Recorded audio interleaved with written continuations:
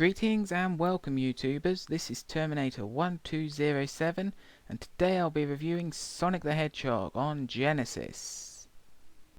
Sonic the Hedgehog was one of the first side-scrollers to come out in the 90s. It was released by Sega and it featured a blue hedgehog that can run really fast, really quickly, and he takes out enemies, he fights bosses, he goes to different areas. It's basically the Sega equivalent of Nintendo's Mario.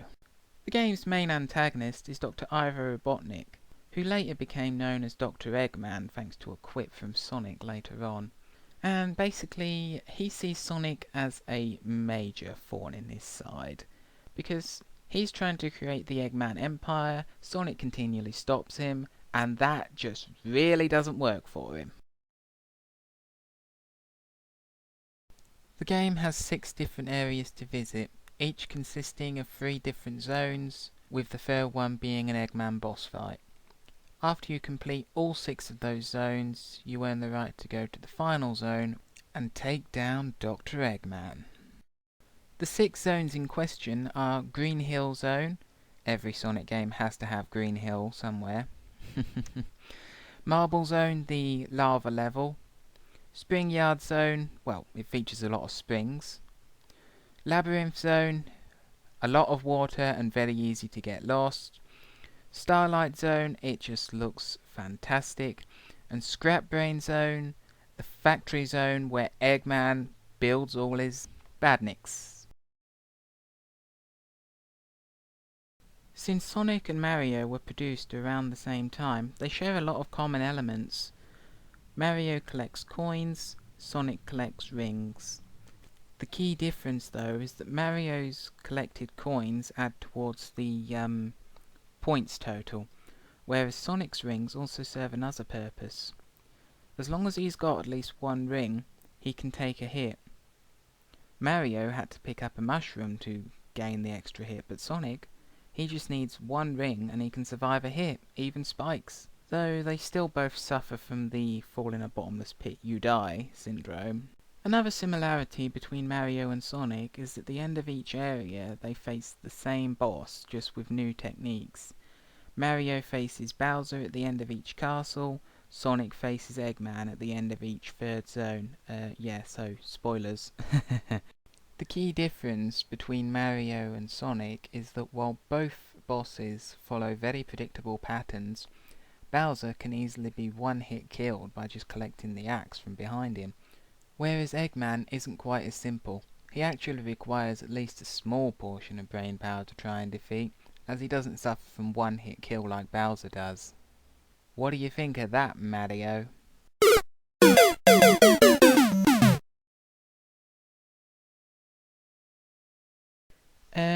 Right, yes, let's see, where was I?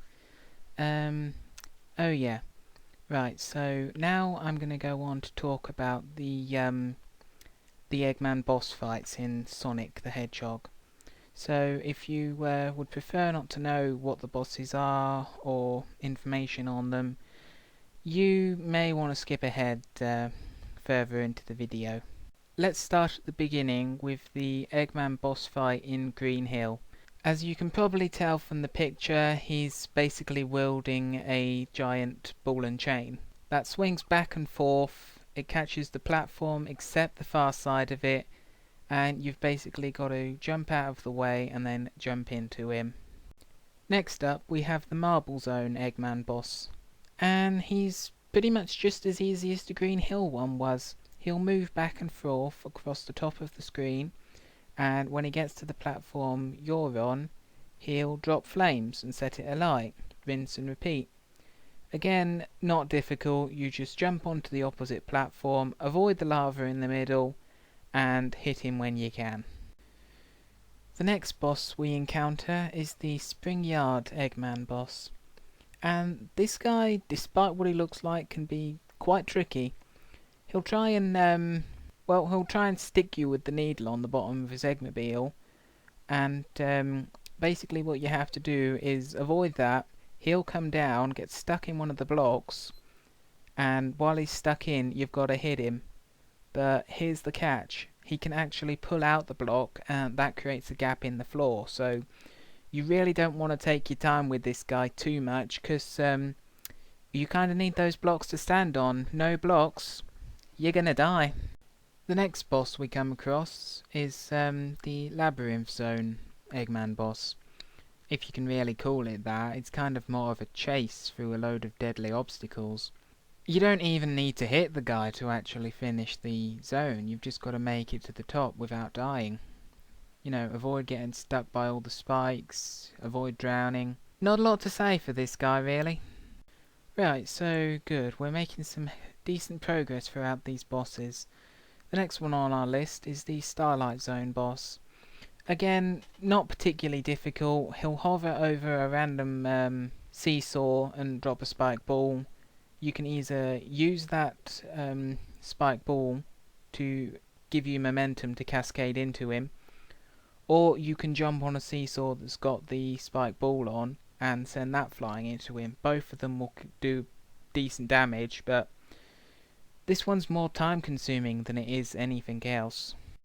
Okay then, so the final boss we'll be taking a look at is, well, just that. We'll be taking a look at the final boss of Sonic the Hedgehog in the final zone. Now, I know what you're thinking. Hang on, what about Scrap Brain? Doesn't Scrap Brain have a boss? Well, no, it doesn't. You get to it, you see Eggman, he takes off, you take a platform, it transports you here. So, technically, I suppose this could be the Scrap Brain Zone boss, I guess. I mean, it is still based in a factory-style environment, so yeah, I guess that could work. But I'm getting sidetracked. Basically, this boss, you don't have any rings at all, so this is probably the only boss you can actually die on. So, I guess the main question you're wondering is, being a final boss, is it hard? No, not really. All you've got to do is learn the pattern. You're in a room with 4 capsule launchers, and Eggman's going to be in one of the 4. Whichever one he's in is totally random, and basically 2 of them will pop up. He'll be in one of them, you hit him. After they've popped up, there will be a series of sparks coming from the top. You've just got to position yourself in the gap so that you don't get shocked, and lava, rinse and repeat. He's that simple. For a final boss, he's pathetic. Another topic I should probably touch on is that of the Chaos Emeralds. These are special jewels that possess limitless power. Eggman wants them because they'll help improve his chances of success of building the Eggman Empire, which is pretty much why Sonic needs to collect them. In Sonic 1, you can get to a special stage by having 50 rings at the end of either Act 1 or Act 2 of a zone, and jumping into a special ring at the end.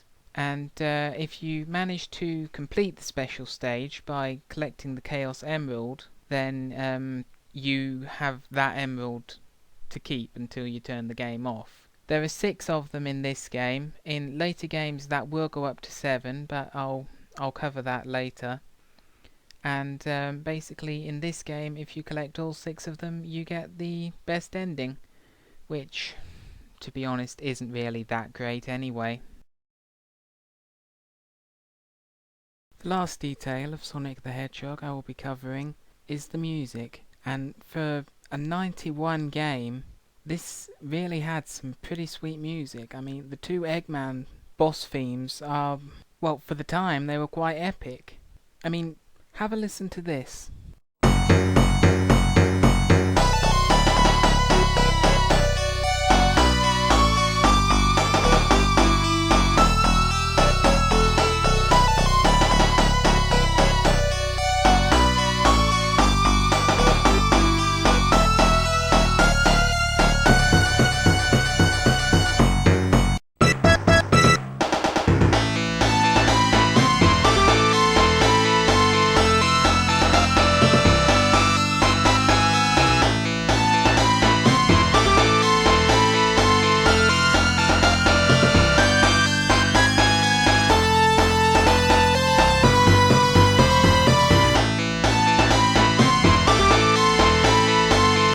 Now doesn't that sound pretty epic?